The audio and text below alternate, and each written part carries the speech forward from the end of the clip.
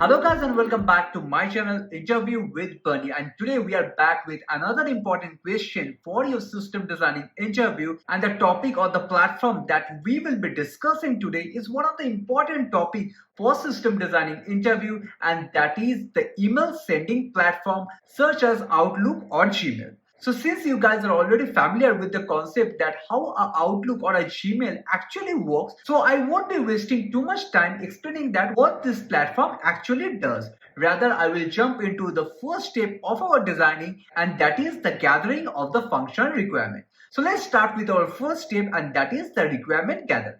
So the functional requirement of this system is actually quite easy and basic, because as you know, this system does not have too much functionality that we have to develop. Rather, it has some of the core functionality, and that is the user should be able to onboard to our application, because obviously if a user is not onboarded or not registered into our platform, the user won't be able to send or receive any email. So the first and the primary requirement that we have to fulfill over here, that is the user onboarding process. Number two, once the user have created a profile in our application, the next thing what the user want to do, he want to send an email to a single person or it can be multiple person. So our platform should have the functionality to both send and receive mails to one or multiple person at the same time. Clear? Now the third requirement is we have to give the provision for the user to view and draft email. So for a particular user, all the folders and the file structure within the Outlook or within the Gmail should be there. Means there should be an inbox, there should be a draft, there should be a sent item. So there will be multiple folder structure that should be provisioned in our system, and based on the category of the email or based on the status of the email, the corresponding email or the respective email should land on that folder. Clear? So that will be our third requirement. Now the fourth requirement is obviously we have to give the user the ability to search the particular email based on some keywords. So we have to give a provision as a search engine. And the fifth requirement is once the user is sending or receiving a particular email, there should be the provision of sending the attachment. So the attachment can be a PDF file, it can be a Word document, whatsoever. And the last but not the least, main functionality that we have to provide, that is the replying on top of our email. So as you know, in case of the Gmail or Outbox or any mailing platform, we have the provision to reply on top of our email. That means that we have to maintain the threads of the emails that we are dealing with in our database. So these are more or less all the 5 to 6 functional requirement that we will be solving in this video. So there will be a few more additional functional requirement or the follow-up question which you might can face during your interview, that I will let you know once we will start with our design. Clear? So let me list down all the functional requirement that we were discussing as of now. So here you can see I have listed down all the functional requirement that we were discussing. Now since we have gathered all the functional requirement for this application, let's now go into our next step, and that is gathering of the non-functional requirement. And as you know, the non-functional requirement tells the characteristic of the system, means what will be the latency of the system, what will be the scale of the system, and all these characteristics of the system that we are discussing. So let's move to our next step, and that is the gathering of the non-functional requirement. So the first and the foremost non-functional requirement that we will be discussing or we will ask our interviewer, and that is the scale of the system. And whenever you will be asking your interviewer that what is the scale of the system that we are designing for, so obviously he will tell that since Gmail or Outlook is open for billions of users, so the scale of the system will be also huge. Means we can easily assume that there will be more than 1 to 1.5 billions of users, and we are dealing with billions of emails. So let me first write down the scale of this system. So now once you understand that the scale of the system is pretty huge, so you can easily come to a conclusion that we have to deal with a distributed system. Means we are going with a microservice architecture. And since here we are going with the microservice architecture, the next important non-functional requirement that we have to discuss, that is the cap theorem. And as you know, the cap theorem tells that whenever you are creating a distributed system, a particular module of the system can be either highly available or highly consistent. It cannot be both at the same time. And here, if you look carefully and understand our system, you will see that a different part or the different module of the system requires different cap theorem. Because here, if you see as a system as a whole, the system should be highly available rather than highly consistent. Means there should not be any downtime for the Gmail, because it will be a very bad experience that you open a Gmail account and you cannot create a mail or you cannot send a mail to a particular person. So our application should be available most of the time. So with respect to the cap theorem, we will give the availability more than the consistency. But in case of signing into our application, means when we are onboarding our user, at that time our system requires high consistency rather than availability. Because if you look carefully, no two user can share a particular email ID. So the email ID should be unique for each and every user, and no two users should share a same email ID, otherwise it will break the consistency of the system.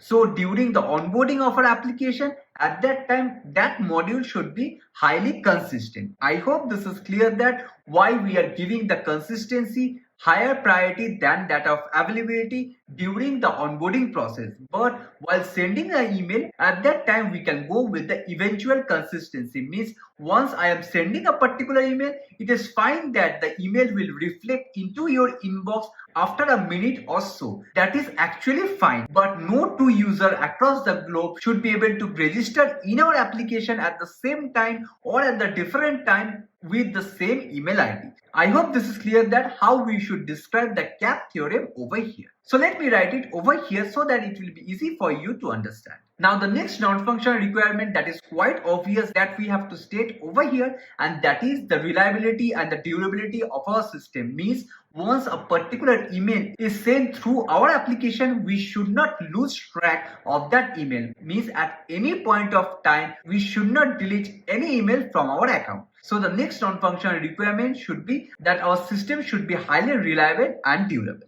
Clear? I hope this is clear that what are the major non-functional requirement that we have to gather from our interviewer. So there can be plenty more non-functional requirements that you can easily list over here. For example, the end-to-end encryption, the time latency. So there can be n number of non-functional requirements that you can discuss with your interviewer for designing any platform. But do remember that during your interview, since you got only a handful amount of time, for example 45 to 50 minutes, so you should restrain yourself from discussing irrelevant things and only discuss what actually matters. So I hope these are more or less all the core non-functional requirements that we have to target or we have to fulfill while we will be designing our system. I hope this is clear. So here if you look carefully, we have almost gathered all the functional and the non-functional requirements that we need for designing this system. Now since we are done with our first step of our designing, and that is the gathering of the function and the non-functional requirement, let's move to our next step, and that is the identification of the core entities. And here if you look carefully, the main or the core entities that we can identify as of now just by reading the functional requirement are: number one, the user; number two, the email or the message that we are sending across the platform; number three, the threads and the replies, means the conversion across the mail; and number four, the metadata of the email. So whenever you are sending a mail, there are a lot of metadata that are also going across the mail. So that will also become a core entity for our system. So as of now, these are more or less all the 4 to 5 core entities that we can figure it out right now. So let me list down all the core entities that we have identified as of now. So these are all the core entities that I was discussing. Now let's go into our third step of our designing, and that is the API designing. And as I always tell you, before writing the API endpoint, just discuss with your interviewer whether the API endpoint which you are discussing or you want to discuss, whether he is actually looking for that or not. Because API designing takes a lot of time to do, and at the end you will not get enough time for designing the system. So it is highly recommended to skip the API designing if it is possible. But if your interviewer insists you to do it, then at that time obviously you do not have any other option rather than showing all the API endpoints that you think are relevant for this design.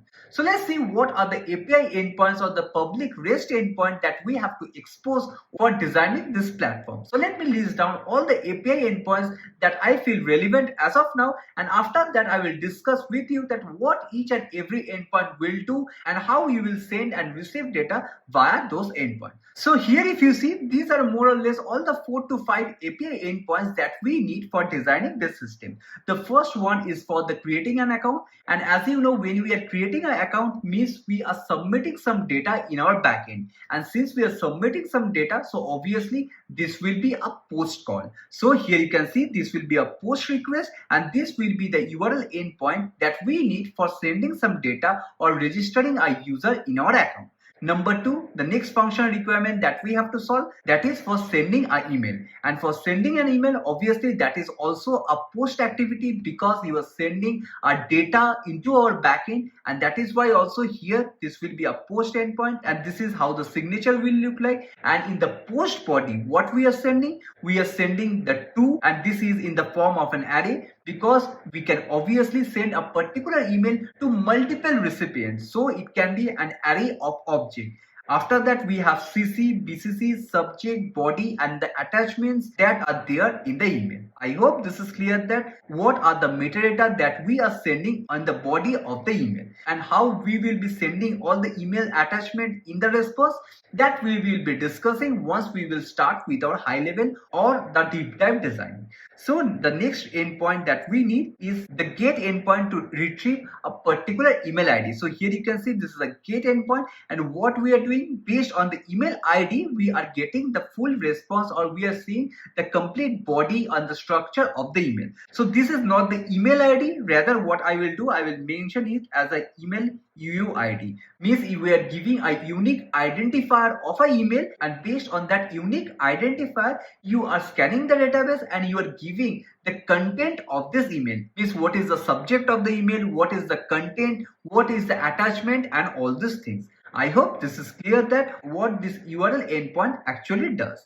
Now the next important API endpoint that we have to expose is for providing the functionality to search, and here you can see that we are giving a free text for the user to search email across the platform. So this will be the endpoint for searching the mail in the mailbox. And the next and the last one is for uploading an attachment. So here if you look carefully, as I was telling you, over here I am sending the attachment ID, not the actual attachment. So for example, when you are sending an email, we are sending a PDF file, or we are uploading a PDF file, or we are uploading an image file into our mailbox. At that time, the sending actually happens in 2 steps. That is, all this PDF or the image file will first get uploaded in our backend, and post that, once it is uploaded, it will send an attachment ID which we will be passing from here. And why this is happening in 2 steps? Because if you understand it clearly, if we try to submit or post this entire body of the email as well as the huge file in a single request, it will be a heavy payload and the email can get a timeout request. So what we are doing, we are separating the process of uploading the attachment as well as sending the email into the backend. So I hope this is clear that why it is a 2-step process that is involved when you are actually sending an email to your friends or family. So here if you look carefully, we are almost done with some of the major components, and that is number 1, the functional requirement, number 2, the non-functional requirement. After that, we have also identified the core entities that are needed, and also we have listed down all the REST API endpoints that are relevant to fulfill all the functional requirements that we have gathered. Now since we have almost everything over here, let's now go into the 4th step of our designing, and that is the high level designing of our system, where we will see what are the core module of the system, or what are the services that are required to fulfill all the functional requirements that we have gathered. So let's go into the 4th step of our designing, and that is the high level designing of our application. So the high level designing of this application is actually quite simple and easy, because here we have a handful amount of the functional requirement that we are fulfilling. So obviously there will be a very less component that we have to design. So let's start with our first component, and that is the user or the client. So obviously, as you know, there will be some users and the client who are actually interacting with our application, and this user can interact with our application in the form of a web application. It can be an iOS application or it can be an Android application. So there are multiple platforms by which the clients can interact with the server. So here what I will do, I will first create few of the clients who will be actually interacting with our system. I hope this is clear. Now the next component that we have to introduce, that is a load balancer and the API gateway. And why it is required? Obviously because here if you look carefully in our non-functional requirement, we have assumed that the scale of the system is pretty huge, and if the scale of the system is this much, so obviously the amount of traffic that will be coming into our system will also be quite huge. So there can be thousands and thousands of requests per second, and when there will be thousands of requests per second into our system, obviously it cannot be handled by a single server in our backend. So to handle that, we have to go with multiple replication of the same server in our backend, and to distribute those traffic uniformly across different servers in our backend, here we have to introduce a load balancer and the API gateway to perform all these things. So what I will do here, I will introduce one more major component, that is an API gateway and the load balancer. And as you know, the responsibility of the load balancer and the API gateway is quite simple. That is authentication and authorization, rate limiting and routing of the traffic across all the servers. So this will be our second component, and that is a load balancer and an API gateway.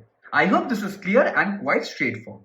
Now the first component that we have to introduce, or the first service that we have to introduce for fulfilling our first requirement, that is the user onboarding process. And how we will do the user onboarding? Obviously we need a service over here called as a user onboarding or as a user service. So here we will be introducing our first service called as a user service. And here, once the request comes from the user into our load balancer and the API gateway, what the API gateway will do?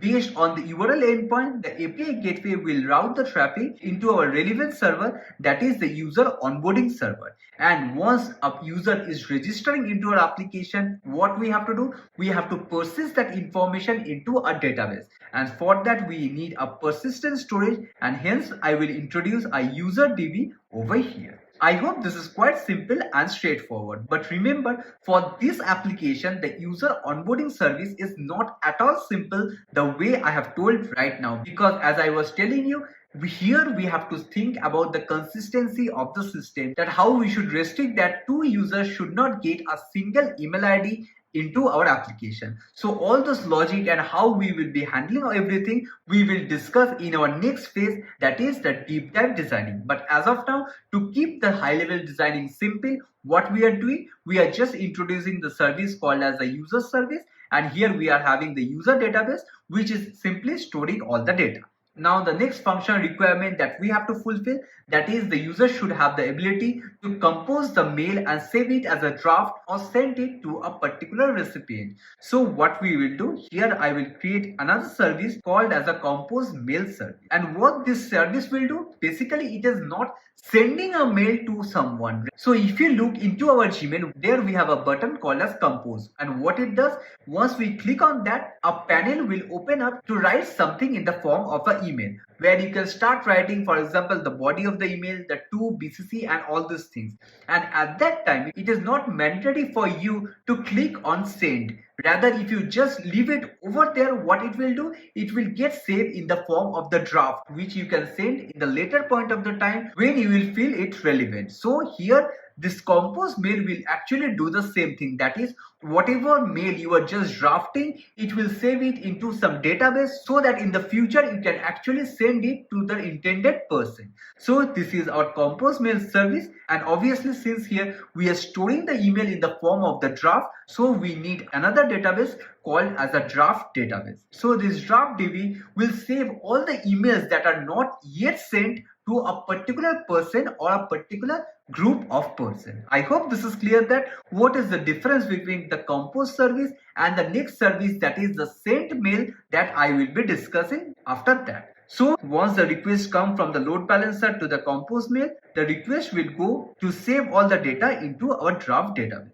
I hope this is clear. Now the next important service that we have to discuss that I was telling you right now, and that is the sent mail service, where the mail actually gets sent to the intended person. So here I will write it as a mail send service, which is actually the core or the heart of our application by which all the mail will get delivered across the system. So here we will be having our third service called as a mail send service.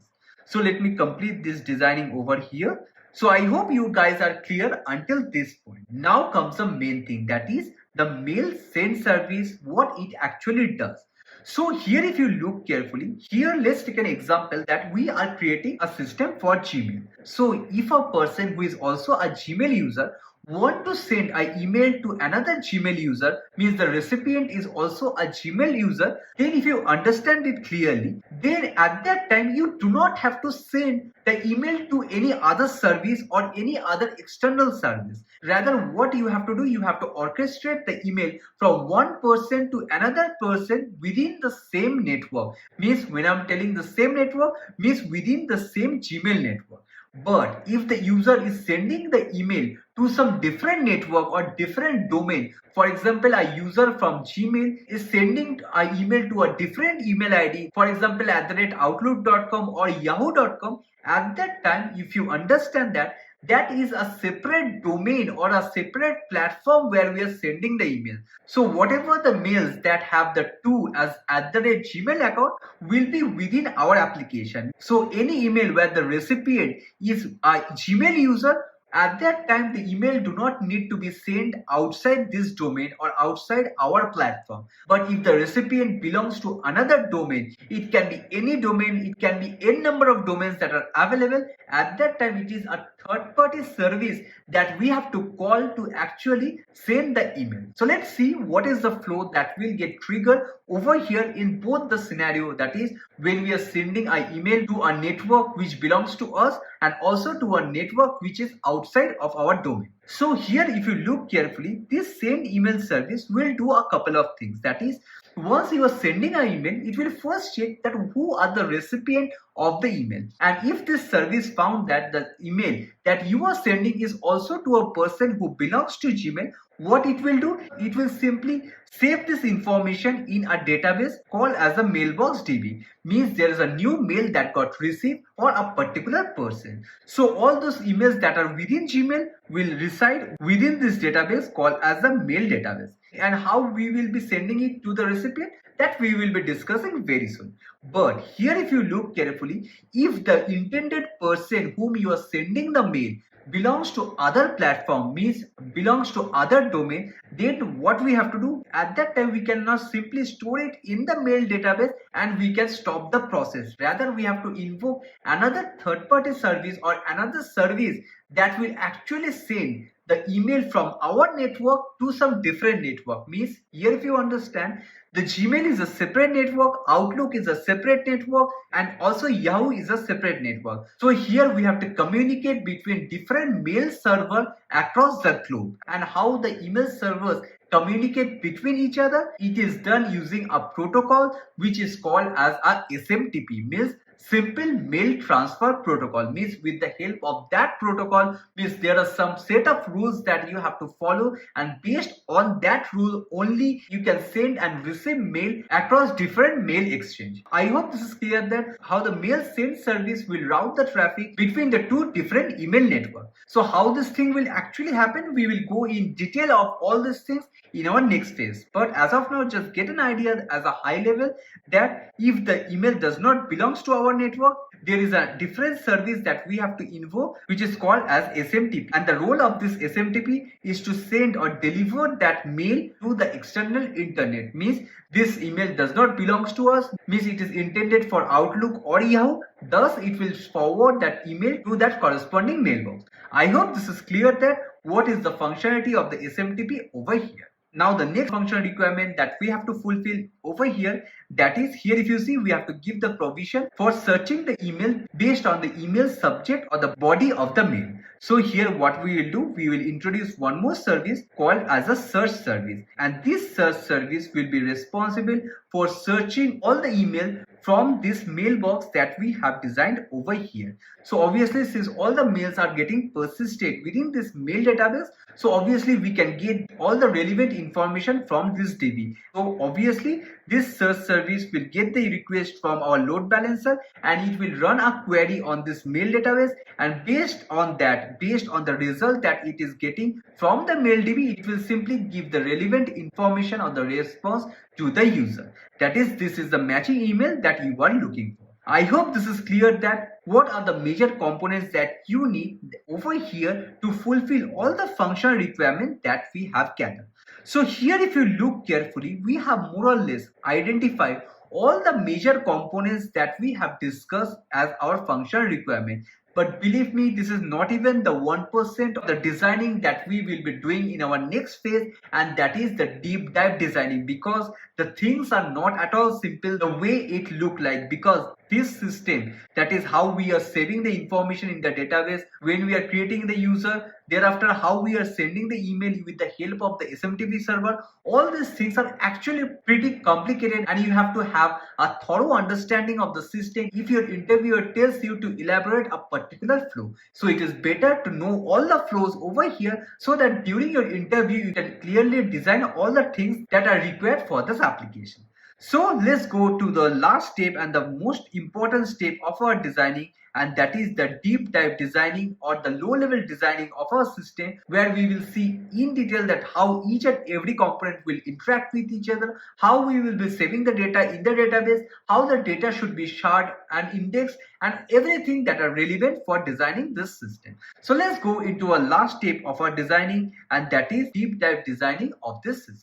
Before proceeding further, I just wanted to notify that I have created a very simple website over here so that you get all the contents that I upload on the YouTube on a single platform. So here you can see there are lots of content on the system designing, on the low level system designing. Similarly, here we have the complete graph playlist where we have already 15 to 16 video over here, as well as all the latest contents that I'm uploading on the YouTube. I will keep on updating all those things in this website. This is a free website that is hosted also in a free domain. So do not forget to bookmark this website so that it will be helpful for you to find out all the relevant contents regarding your upcoming interview.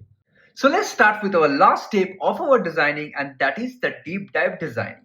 So what I will do, I will first copy this entire high level designing from here and will paste it in our deep dive or in our low level designing section. And let's start with our first component, and that is the user service component. So in most of our earlier video, what I have done, the user component or the user service component was pretty straightforward and easy because there was nothing that much. Only we have to do the registration or the sign up process for the user. But for this video, means when we are creating the emails or when we are providing the service for the email registration for the user, at that time this user onboarding service become very much crucial. And obviously your interviewer will like to know in detail that how you are managing all the emails in the database, because if you have seen that in the non-functional requirement, we have taken an assumption that the scale of the system is quite huge, means it is over 1.5 billion users that are there in our platform. So how we are saving all the email IDs and how we are preventing that no two user is having the same email ID, those flows are actually very much crucial for this designing. So let's see how we will achieve that.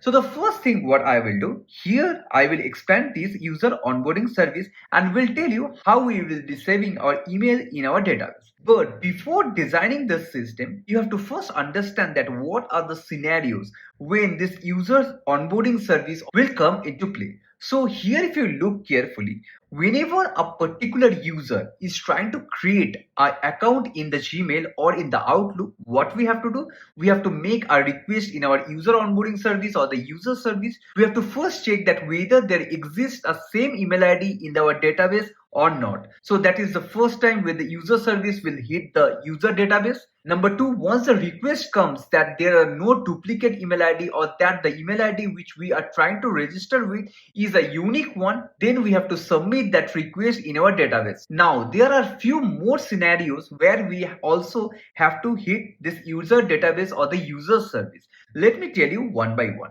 Now, if you go through all the scenarios of Gmail and Outlook, you will see that whenever you want to send an email to a particular person, what we do, we write the email ID in the to or in the BCC field, correct? Now, what happens is like, there are a very unique feature in the Google and Outlook, that is an auto suggestion, and here in this video we will see how the auto suggestion of the email actually works and what are the use case on which we have to implement the auto suggestion over here. So whenever you are sending an email to a particular person or a particular recipient, there are 4 use cases that you can trigger. Let's go through one by one. So the first scenario is, you are sending an email to a person who is unknown to you. Means previously you have not sent an email to that person. So it can be any random email ID that you got from Google, or you can got from the LinkedIn profile or anything. So for example, you want to send an email to an HR for applying a job. So it is for the first time you got the email and you are sending the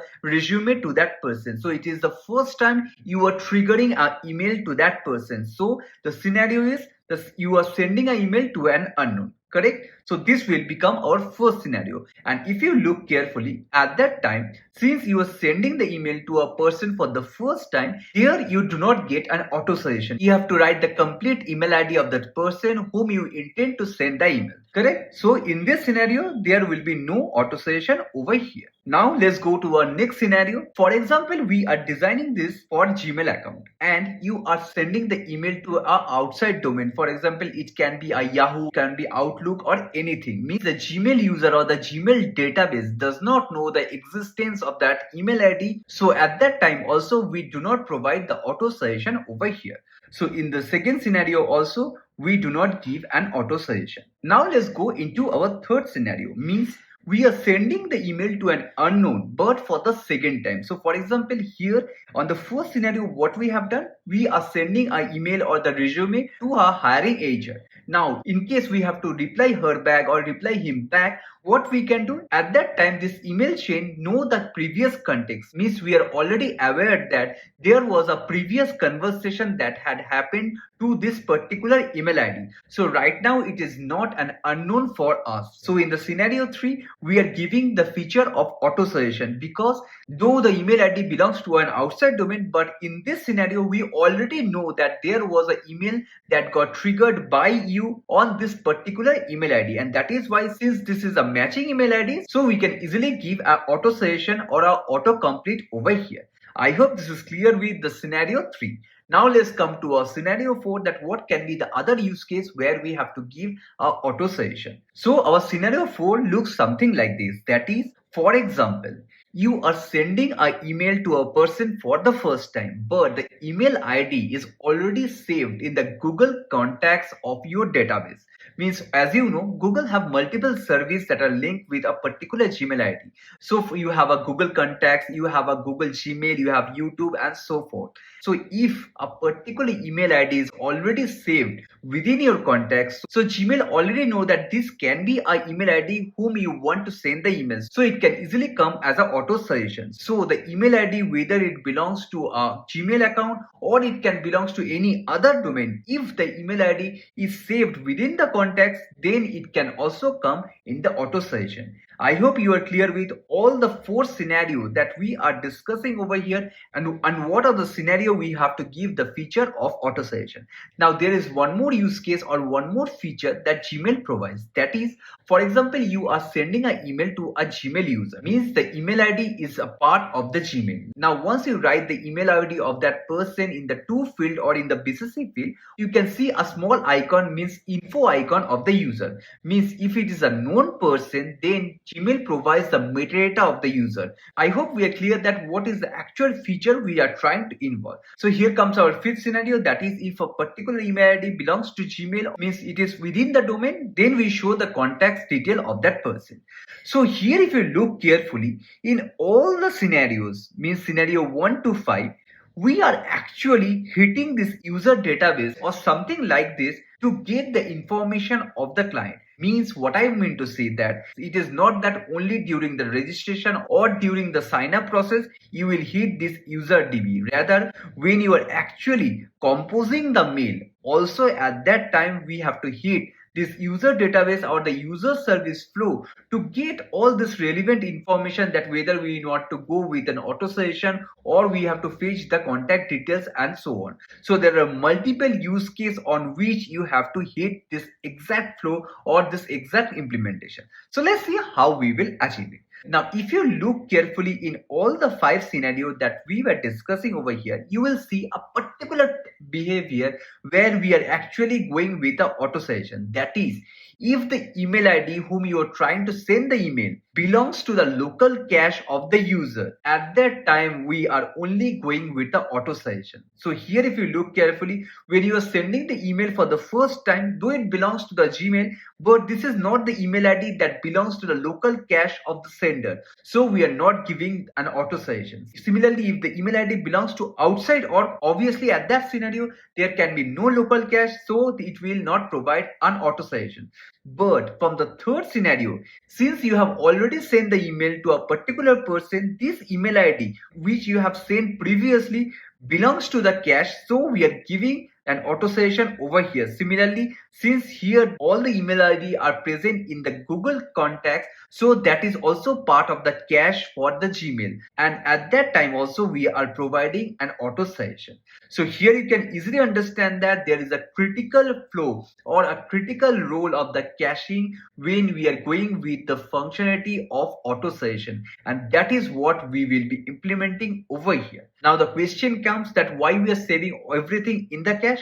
That is a very straightforward answer. That is, since here we are dealing with 1.5 billions of data, so it is not a good use case that for each and every trigger we are hitting this user database, how much optimization we are doing over this database. So you should hit this user database only when it is required. Rather than that, only go with the local cache or whatever you have in the local, so that you optimize the total number of times this user database is getting hit.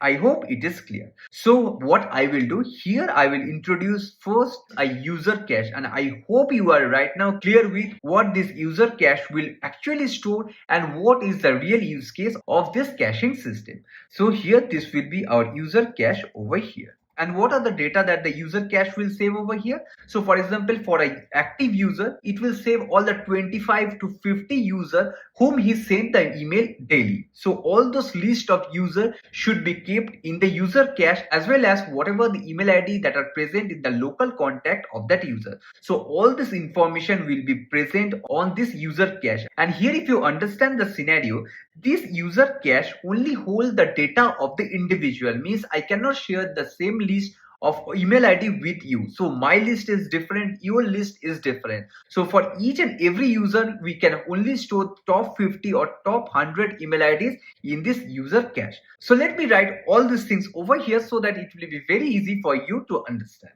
So here, if you see, this user cache hold the most recently used email ID over here for a particular user, and also it will hold all the information of the Google contacts that we have saved in our mobile. So here what is happening, whenever you are writing an email ID in the to field, at that time this scenario or this flow is getting triggered. Means it is first checking the local cache, that is this user cache.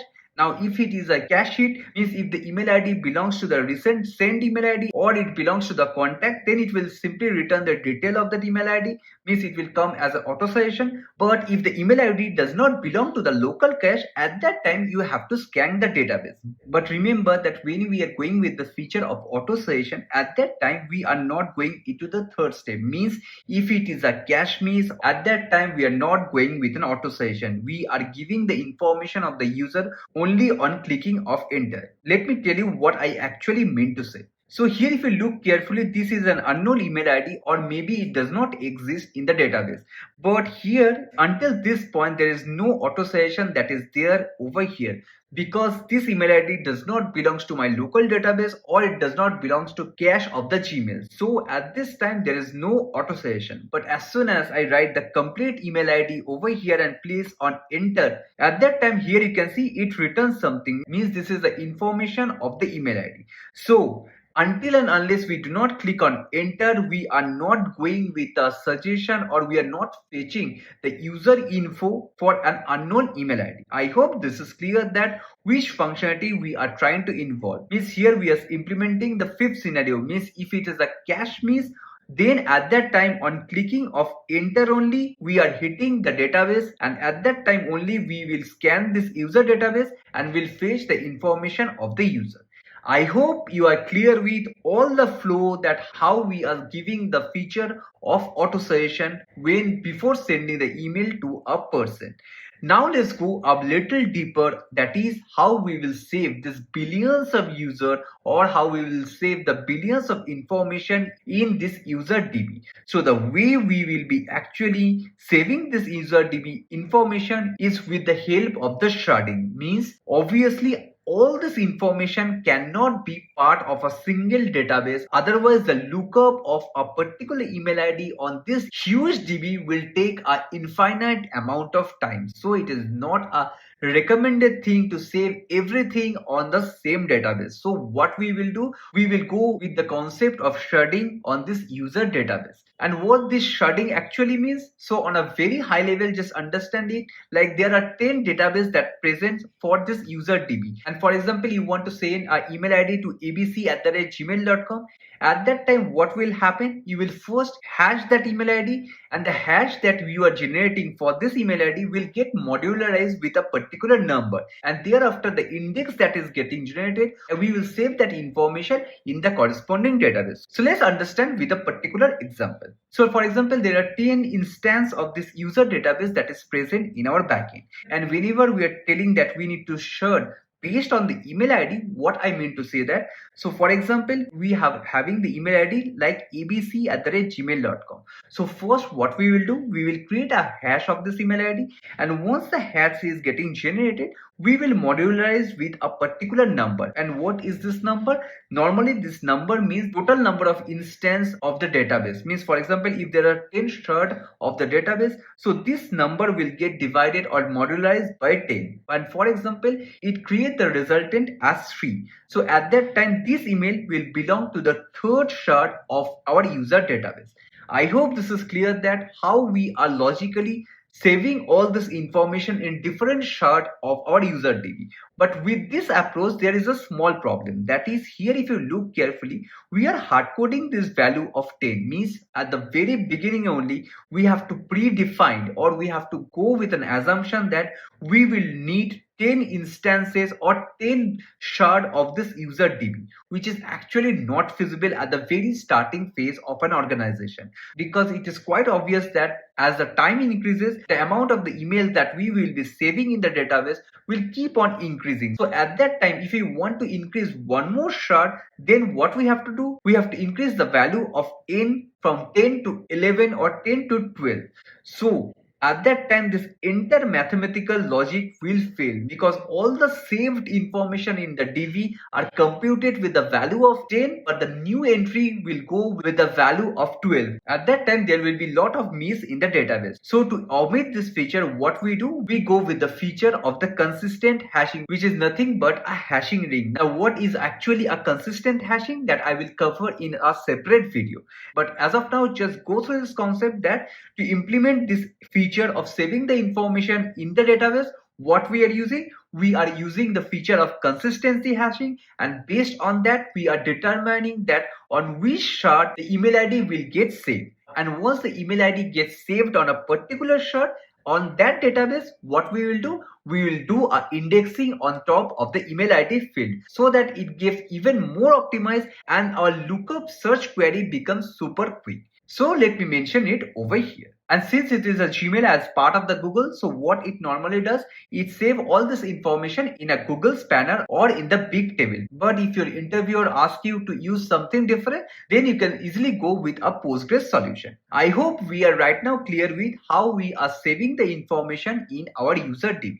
Now, one more scenario that will come up, and it will come as a follow-up question in the interview. That is, for example, at a particular moment of the time, two new users are trying to register with a single email ID. Then how you will ascertain that only a particular user will get that email ID? So the flow is very easy. That is, to implement that feature, you have to keep the email ID as a primary key of your database so that you cannot insert two records with the same email ID. I hope you are clear with how we will stop concurrent onboarding of the same email ID. Now let's see how the schema structure of this user database will look like. So this is how the schema structure will look like. So it's very simple. That is, we have the user ID, the email ID, the hash of the password, the status and other metadata that is required.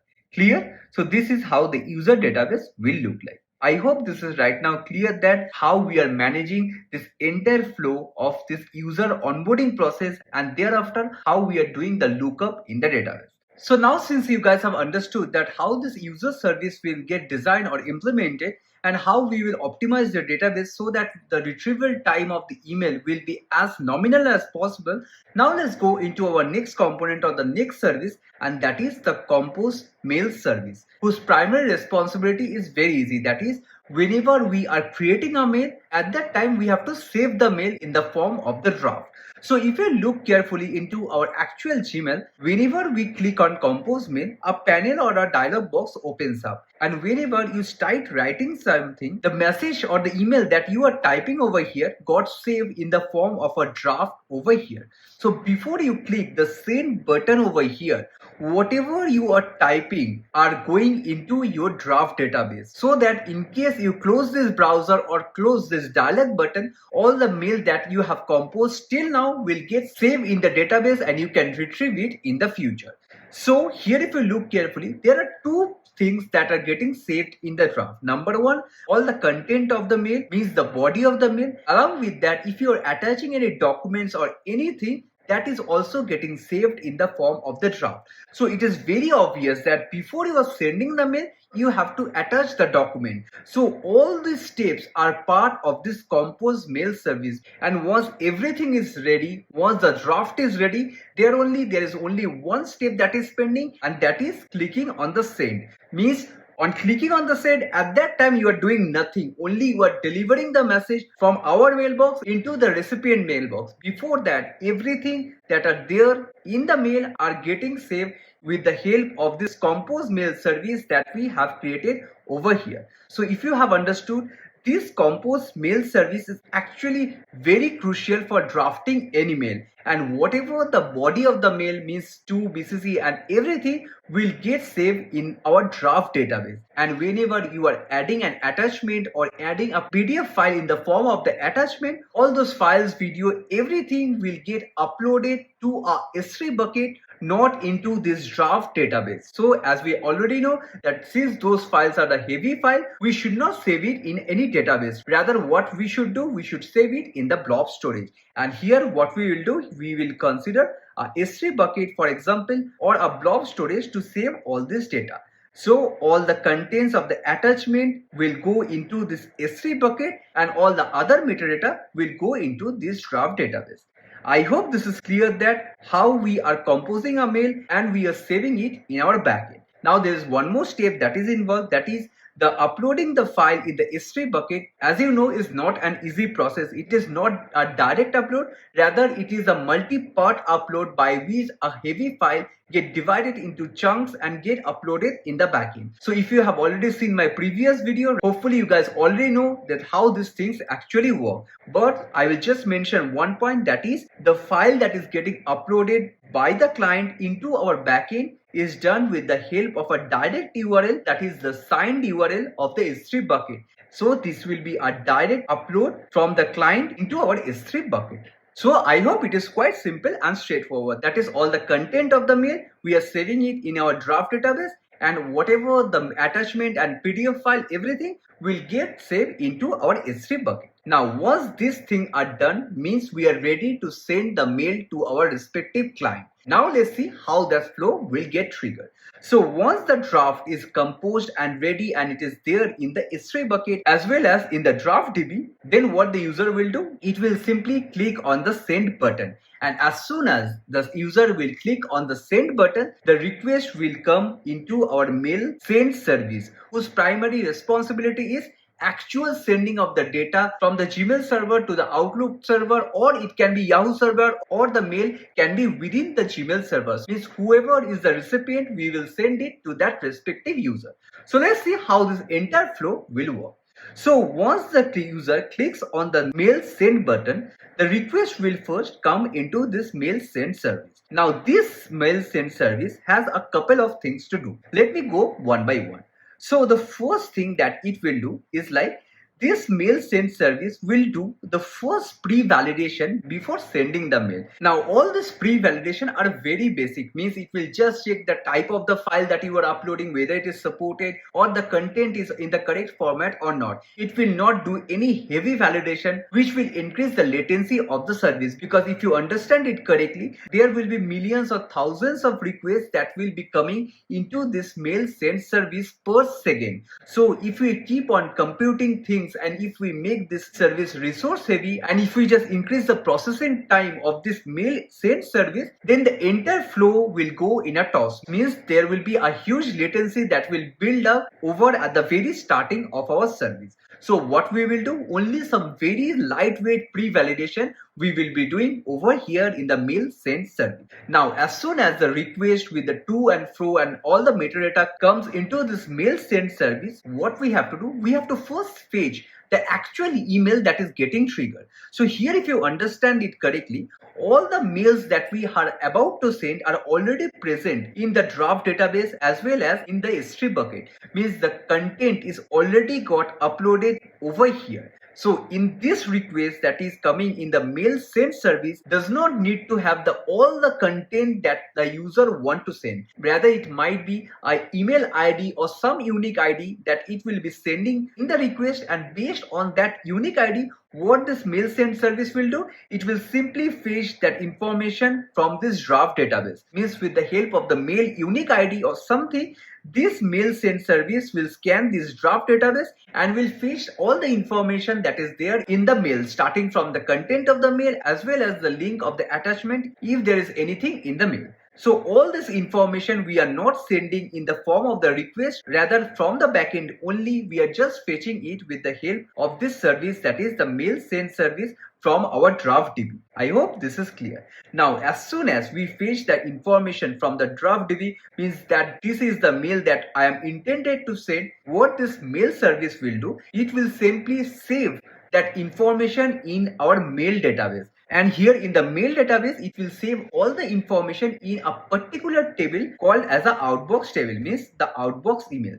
So if you look carefully in any of the email exchange or email broker, you will see that whenever you click on send, for a flash or for a couple of seconds, the mail actually goes to the outbox and thereafter it goes to the sent item. So what actually happens is like whenever you are clicking on send mail, this service get invoked, and what this service does, it simply fetch the email from the draft DB and it just put an entry that this email have to be sent, and thus it save all this content in this outbox email database. Clear? Now still the email has not been sent, it is in the outbox, means it is about to send. Now we have to trigger the process of sending the mails, and here if you look carefully, while I was explaining the high level design, I was telling you that this mail send service will directly call the SMTP service if the recipient is for the outside domain. But this flow doesn't happen like this. There is no direct connection between the mail send service and the SMTP server. Rather, what happens is like once the entry comes into this outbox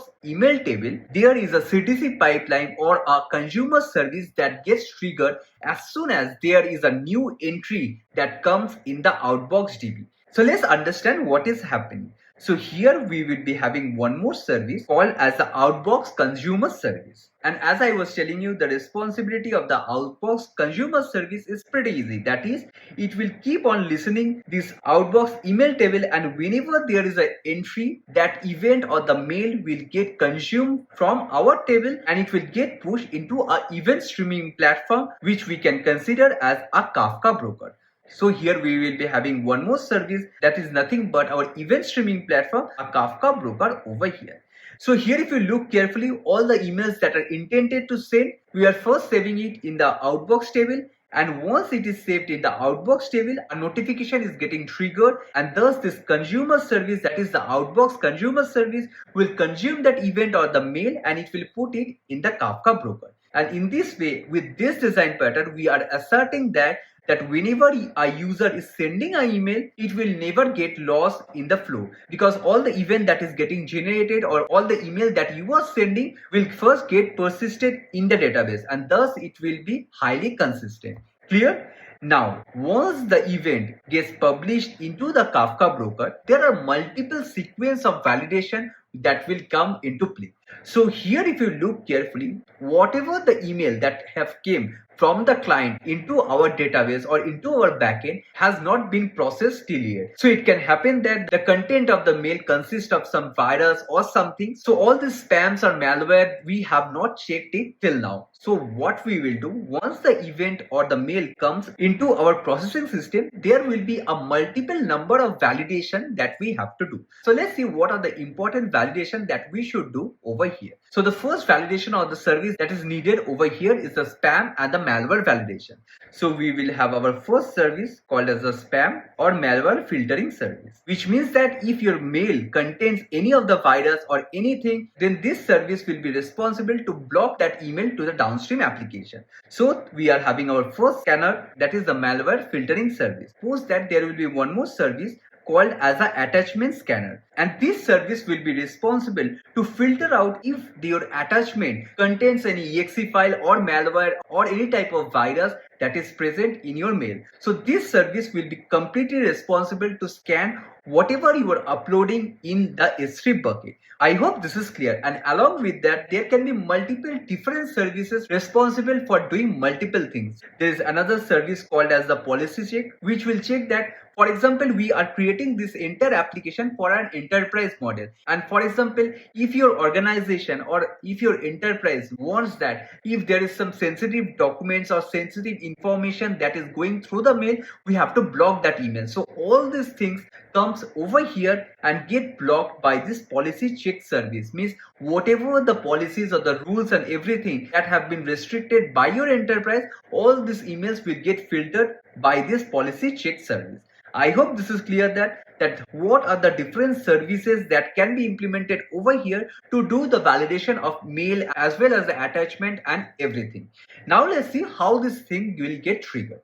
So to trigger everything here, if you understand it correctly, we need an orchestration service who will be responsible for doing all this validation one by one or in the async manner. So let's see how we will do it. So here to perform this, there will be another service called as an outbox delivery orchestrator. So you can name it whatever you like. And the primary role of this service is very crucial because this is one of the heart and soul of our application. So what it will do, first, whatever the event that is coming into our Kafka broker, means whatever we are having in the outbox table, it will first consume it from this Kafka broker. And once the event comes into this orchestrator engine, what it will do, it will start with different validation. And what are the validation? First, it will do a spam validation, is whether your content or the email contains any spam or not. After that, it will do a policy check, means whether the email that you are sending is following the policy of your organization or not. So all these multiple checks that we need to do on a particular email is done with the help of this orchestration engine. Now, it is still not that much simple the way it looked like. Because here if you look carefully, all these services that we are invoking are actually an async job. Means it is not that one by one it will happen. Rather, all the scanning operation and everything should be done in an async way. Means no two services should depend on each other. All the scan or filtering all get triggered simultaneously, and all the validation should be done as soon as possible.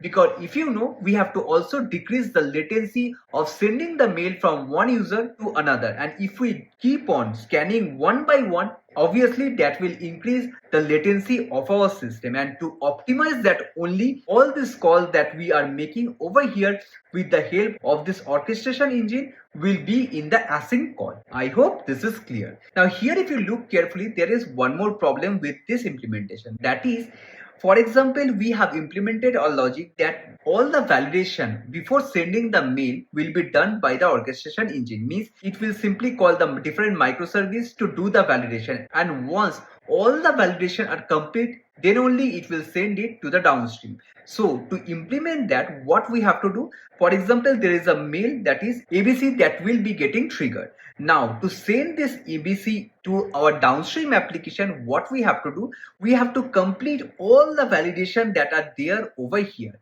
But in case if one of the service gets down for somehow, this ABC will get stuck over here for an infinite amount of time. So let's take an assumption that this policy check service is down for 15 minutes. Now what will happen if we have the logic that all the mail should get after all the validation, then what will happen? All the mail will get stuck in this queue for 15 minutes because we are not getting a green signal or a red signal from this policy check service. So it is not recommended that we block all the threads over here for sending the mail. So what we have to do? Here we have to implement this in a logical manner.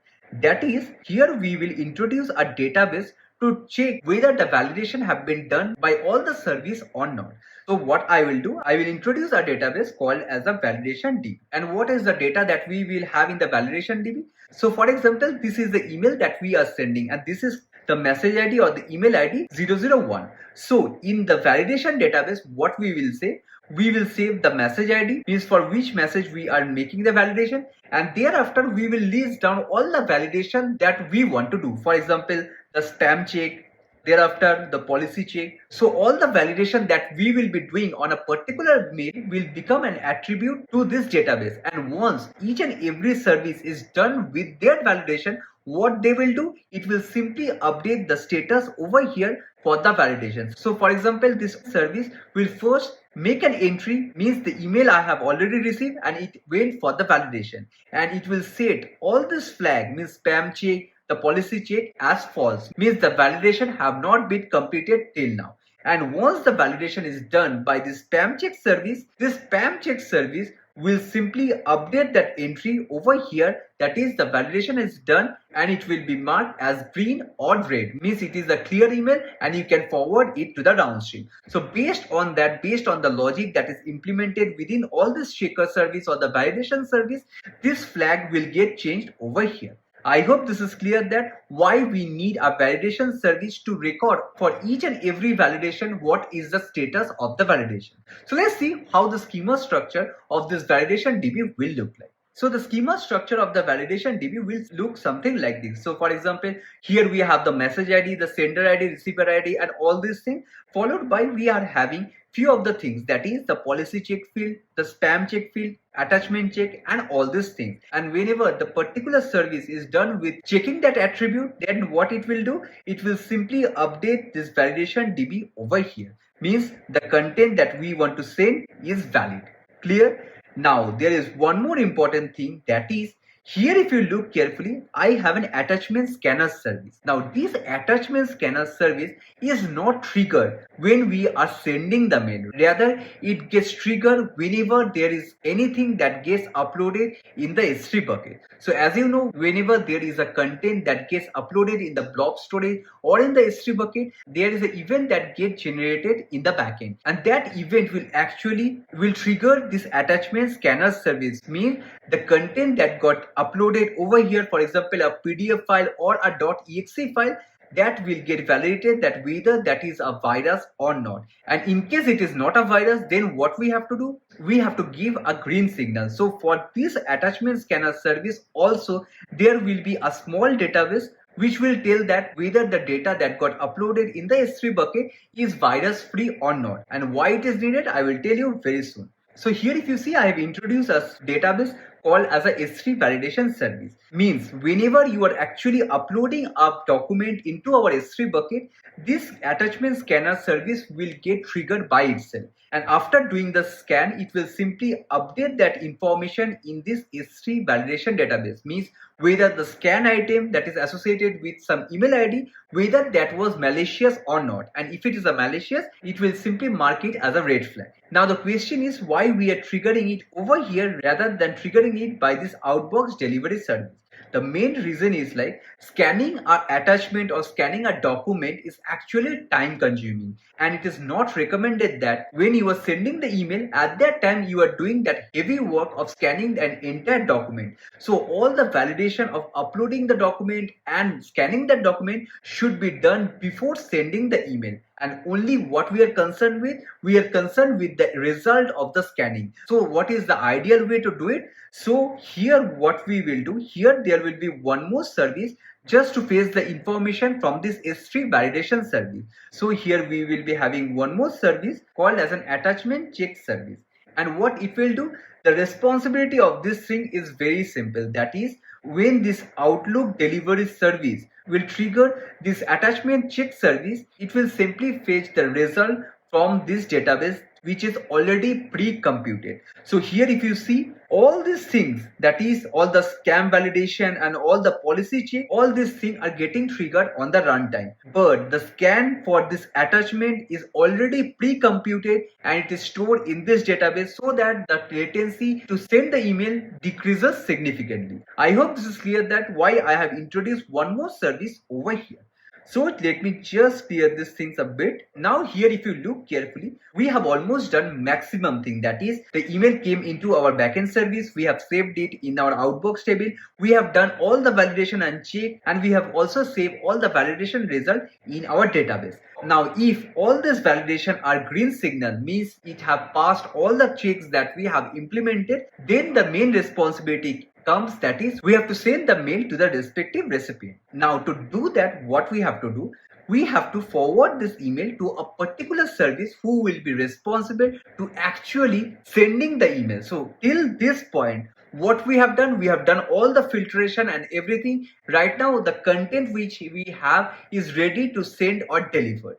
So right now what we will do, once this filtering and everything is done, we will simply store it in another event storing platform, that is a Kafka. So it will be the same Kafka that we have used over here, but since I have a very low space, so what I will do, I will introduce one more Kafka over here, but these are more or less the same Kafka that we are using over here. So here if you look carefully, once all the validation is done by all the service over here, the email that gets generated is a complete sanitized data, means there is no problem with that data and it can be sent to the outside world, and thus it lands to this Kafka to get triggered or to get sent. Now before sending the sanitized event into this Kafka broker, there is one more important thing that this Outlook delivery service actually does.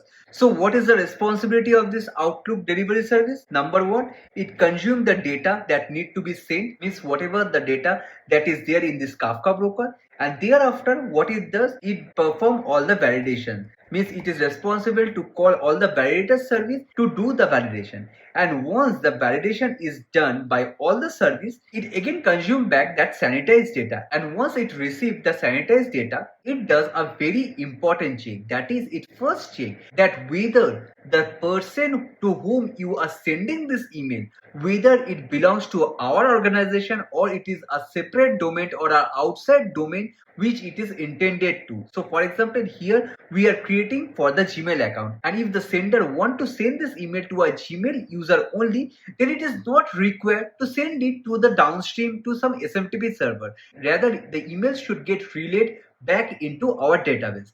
But if the domain is outside the Gmail, then what we have to do, we have to call our SMTP server, which will actually route the traffic to the third-party mailing server. So the third step is like the domain check, means whether it belongs to our domain or it belongs to the outside domain. Now if the email that is getting triggered belongs to the outside world, then the email get published to a particular topic. Let's name it as outbound send request. And if the email is intended to send within the Gmail, then it will be inbound send request.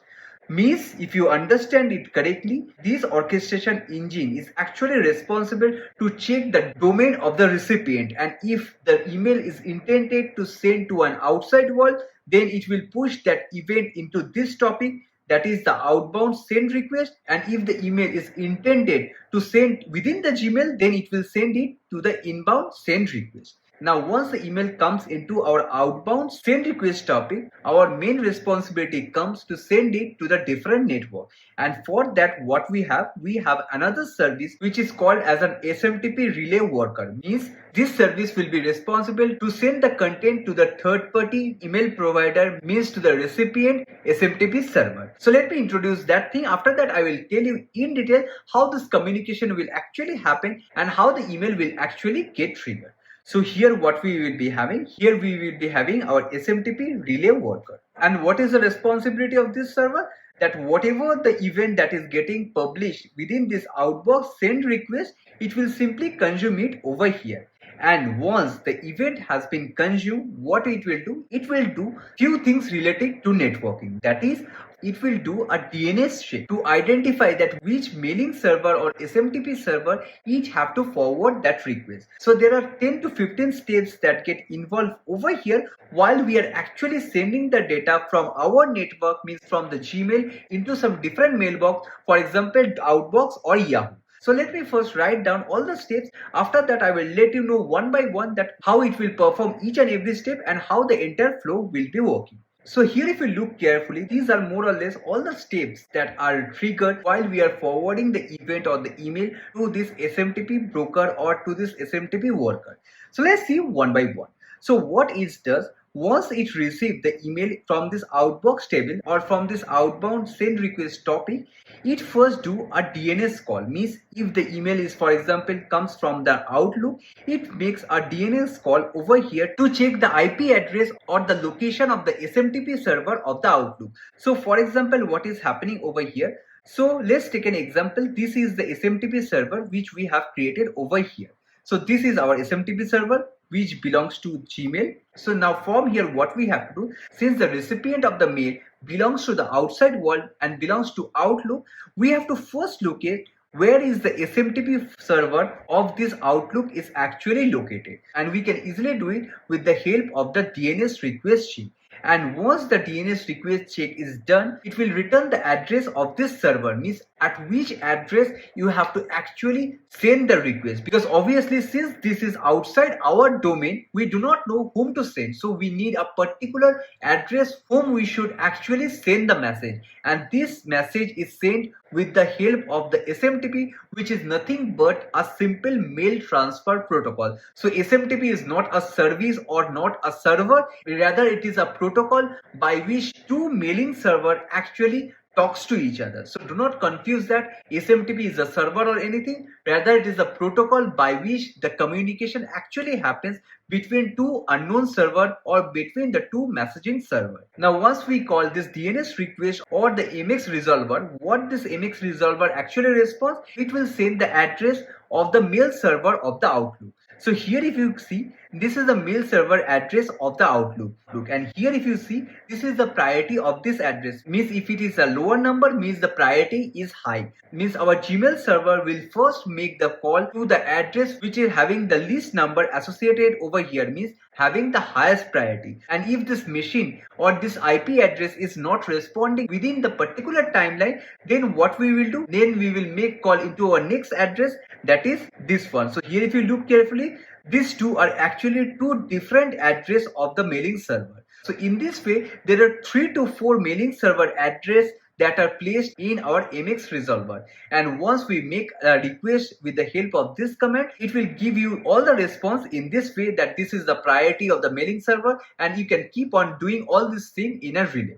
Clear? Now, once we know that this is the mailing server which we need to connect, what the Gmail server or this server will actually do. So the first thing what we have to do, we have to establish the TCP connection with this host, means with this Outlook SMTP server. So we are first opening a TCP connection over here, and whenever we are sending an email, it should be the port 25. So this is a part of the SMTP protocol. Now once the connection is established and the handshaking is done, what this output server will say, it will simply send an acknowledgement, means this will be the response from the SMTP server of the Outlook. This SMTP server is ready to take the email from the Gmail server. And once this connection is established, what the Gmail server will do, it will send a request called as HLO, means we are right now ready to send the request to you, and in response to that the Outlook will return a 250 status code as well as the list of supported extension by which it can receive the attachment and everything. And once all these things are done, the first thing the Gmail server will do, it will first send the from over here, means from whom of the Gmail we are actually sending the email. So for example, this is alice@gmail.com, and once the Outlook receives that this is the person from which the email is coming, it will simply send an acknowledgement of 250 OK, means yes, you can send the email. Now what will happen, the Gmail will in return send the recipient address, means in your network whom I want to send the email. So it is bob@outlook.com. Now in this step, there is a couple of validation that will get triggered over here, because until this point we were not sure whether this bob@outlook.com actually exists or not, because Gmail does not have the knowledge of what are the user ID or the username that is present within this outlook.com. So for example, I am using a Gmail account and I am sending an email to anyone, so for example 123@outlook.com, and if the recipient is actually not present in the Outlook database, so obviously you see after a few seconds or two you will get a message in the form of the notification that the intended person is not present in the Outlook, so we cannot send the message to the intended person. So that is actually the validation that will happen over here.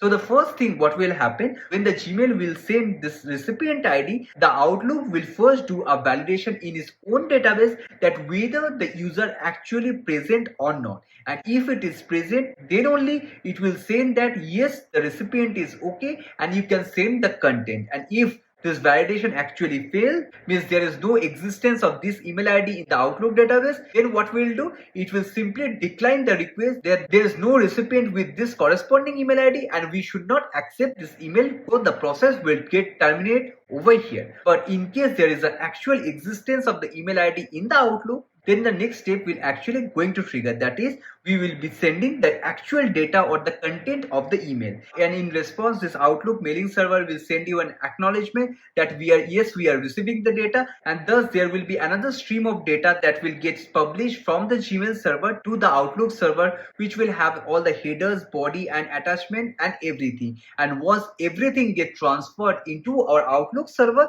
then there will be a final call or the final acknowledgement, that is we have successfully received the email on the Outlook server.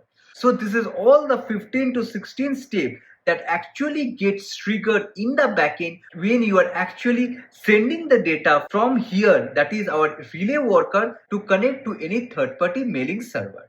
So I hope this is clear that how this entire thing is actually working. So as I have already told you, this is not at all easy the way it looked like. So here if you see, we have to introduce a couple of scenarios. That is, here we will be having one more service called as a MX resolver, which will return you the location of the SMTP server of the Outlook or Yahoo. So this will be one request that will go over here. Also you can easily do one more thing to optimize, that is here we can use a MX cache. So here if you look carefully, all the server details of the Outlook or the Yahoo are already pre-computed. So it is very likely that it will change daily. So what we can do, we can also keep all these things in our local cache, so that we should not trigger this MX resolver each and every time we are actually sending the data to the outside world. So there will be a cache over here. So once this two thing is done, means we get the configuration of the SMTP server of the outside world,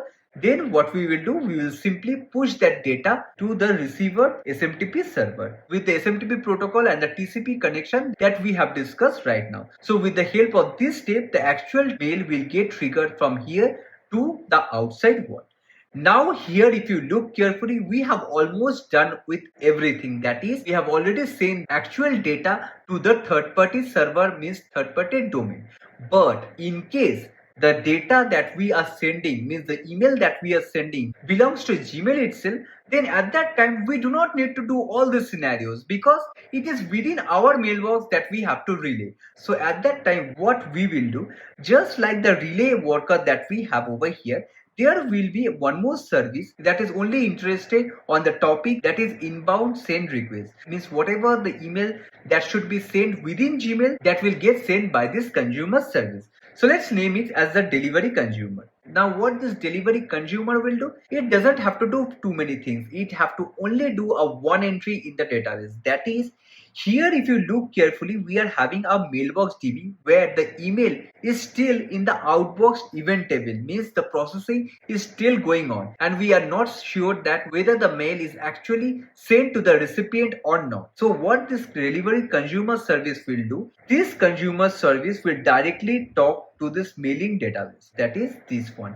And what it will do, it will simply copy this email from this table, that is the outbox event table, into another table called as a mailbox item. Means the mail have already been sent to the corresponding recipient, so we do not need that email still there in the outbox table. Rather, we can simply move it in the inbox table or the mailbox item. Clear?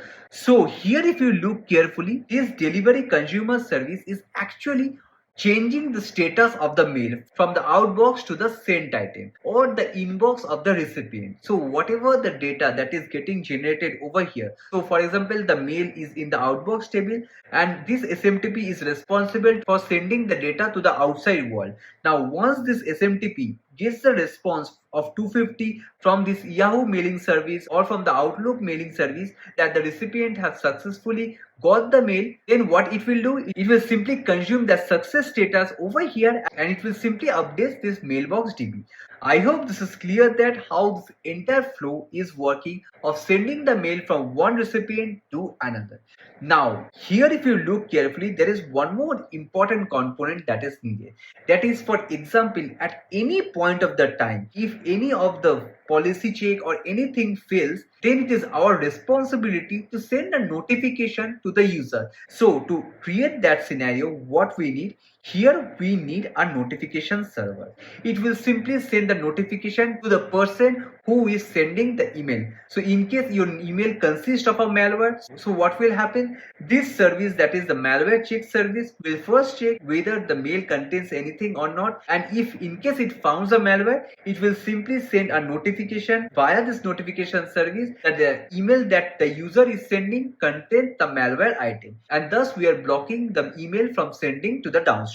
Similarly, from the policy check also, the notification will get triggered over here. And along with that, there is one more important step, that is, here if you look carefully, this delivery service or delivery consumer service is actually responsible to send the email that is within the network, and for that also there is a notification that gets triggered over here. Is whoever is the recipient will get a pop-up that you have received a new email, and for that also here we are using the notification service to trigger that notification to the mobile or the client that it is connected to.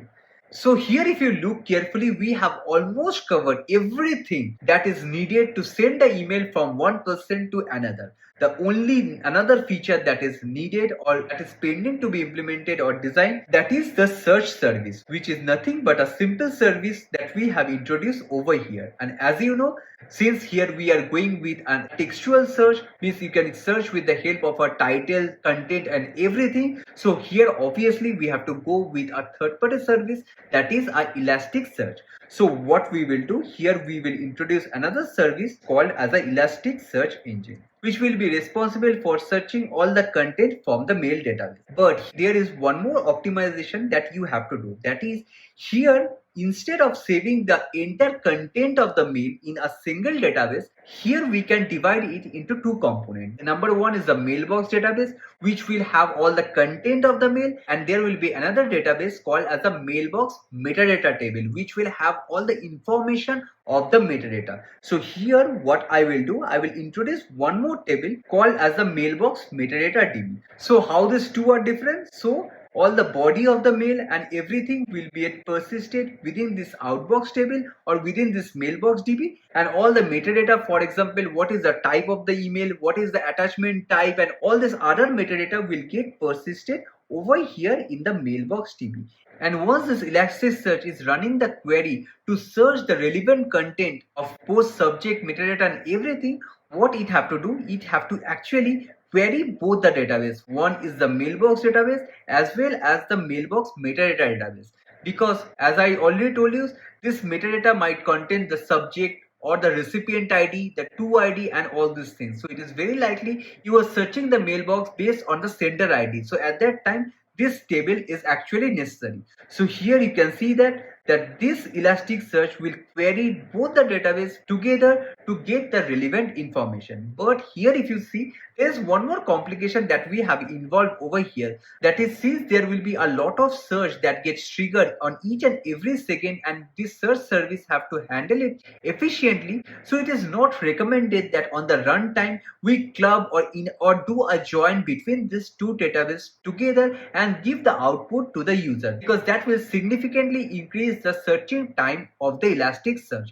So to optimize that even further, what I will do, here there will be an aggregator service that I will introduce. So we will be having one more service called as an aggregator service. And what this aggregator service will do, it is a very simple service. That is, it will simply fetch the data from this mailbox database table and the mailbox metadata table, and it will simply join everything, and it will push the data, the joined data, in the form of the document in this Elastic searching engine, so that it will be easy for the Elastic search engine to search everything based on the searching parameter. I hope right now you are clear with how everything is working over here. But still there is one more flow that is still pending. That is, here if you see what we have done, we have created the SMTP server or the entire service of the Gmail account, and we are sending all the outside mail with the help of this worker service to our external SMTP receiver service. But it is very likely that from the Outlook also there will be few mail that will be intended for the Gmail account. So here we have to also build a receiver end which will be receiving the data that we are getting from the Outlook. So that is also a very complicated flow, but I will just show you in a very high level that how the things will work over here. So here what we will do, so here whatever the traffic that are coming from the Outlook or from the Yahoo SMTP server, we have to capture that data. So here what I will do, I will introduce a service called as the inbound SMTP service, which will basically consume all the data that is coming from the Outlook or the Yahoo,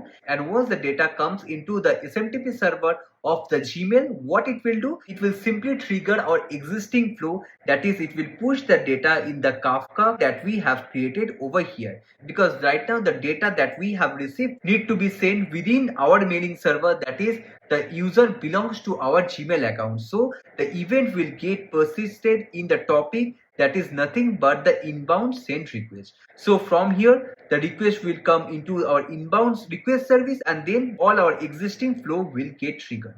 But there are a couple of other logics that are also there before doing this, because there are a lot of validation that need to get triggered. Also this inbound SMTP server have to call this user service to check that whether the user actually exists in the database or not. So there are a lot of complex things that gets involved while we are also receiving the email from any third-party service. But more or less this is the complete flow of how everything actually works over here. So here if you look carefully, we have almost covered each and everything that we have taken into consideration in the functional requirement as well as in the non-functional requirement. Only thing that we have to see that what will be the schema structure of each and every database, means how we will be saving the information in the DB. So let me just write down all these things so that it will be easy for you to understand. So here you can see these are the two main tables, that is the mailbox item and the outbox table, which more or less are both similar because both of them have almost similar item that we need to persist for sending an email.